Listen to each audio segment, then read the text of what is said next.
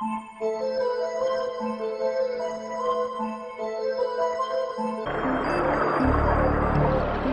point majeur sur lequel bute l'évolution est l'incroyable complexité de la cellule vivante. Tout être sur Terre est fait de cellules d'un centième de millimètre. Certains êtres ne sont composés que d'une seule cellule. Malgré leur petite taille, ces organismes unicellulaires sont remarquablement complexes dans leur structure. Ils disposent notamment de fonctions de survie ou de petits moteurs qui leur permettent de se mouvoir.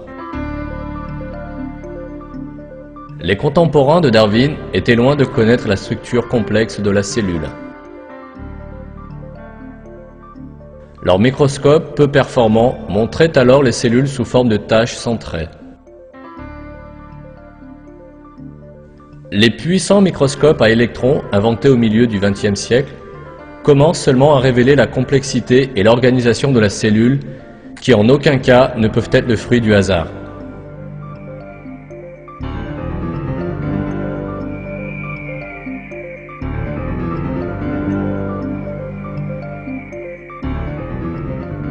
La cellule vivante est composée de milliers de parties minuscules qui travaillent ensemble harmonieusement. À titre de comparaison, on peut imaginer qu'au sein de la cellule coexistent les centrales électriques, les usines de haute technologie, la base de données, les immenses systèmes de stockage, les raffineries de pointe et la membrane cellulaire apparemment consciente contrôlant ce qui entre et sort de la cellule.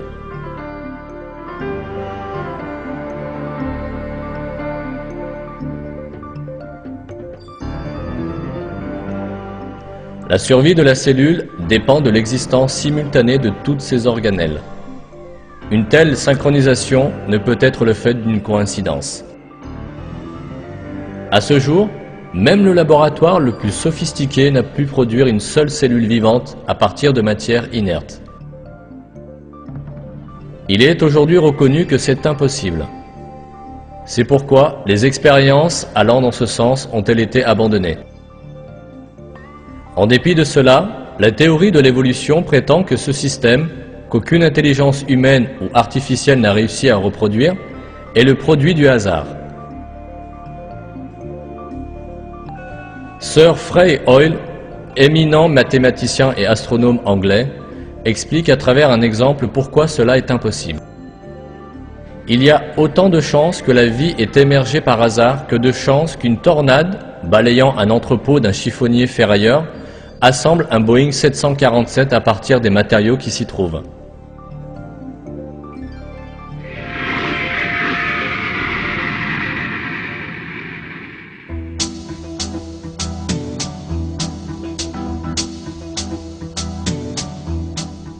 La biochimie moderne a parallèlement permis de révéler la structure très complexe de la molécule d'ADN.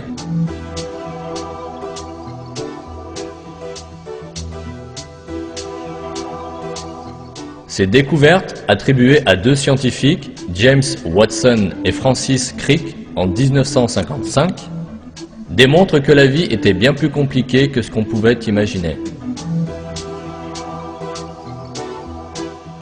Francis Crick, également évolutionniste reconnu et couronné d'un prix Nobel pour ses recherches, confessa que la structure de l'ADN n'aurait jamais pu apparaître par hasard.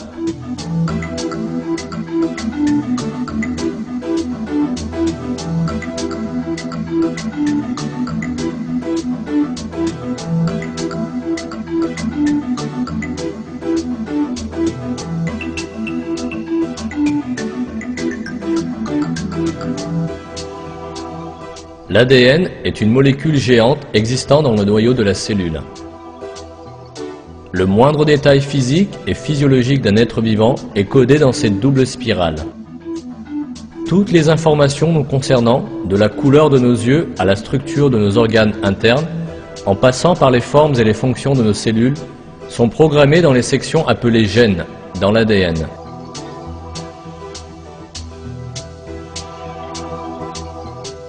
Le code ADN est constitué d'une séquence de 4 bases différentes. Si on assimile chacune de ces bases à une lettre, on peut comparer l'ADN à une base de données composée d'un alphabet de 4 lettres, où toute l'information de l'être vivant est stockée.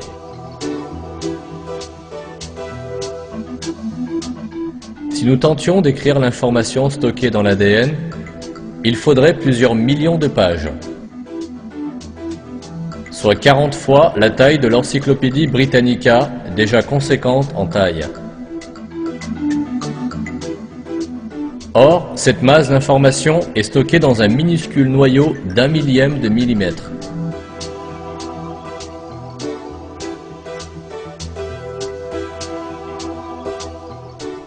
Des calculs montrent qu'une chaîne d'ADN de la taille d'une cuillère à thé aurait la capacité de compiler le contenu de tous les livres jamais écrits.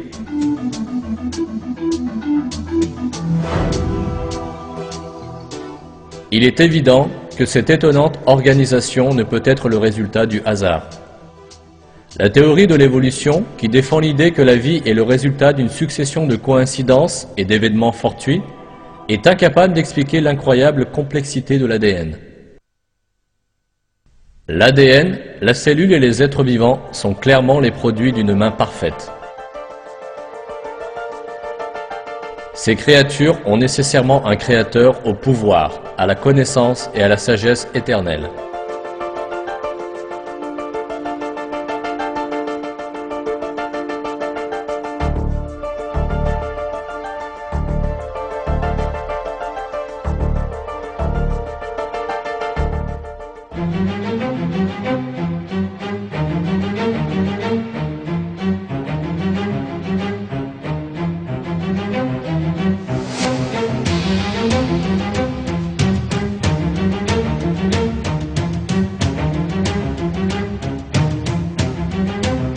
Les millions d'êtres et d'espèces vivantes sont toutes ces œuvres d'art.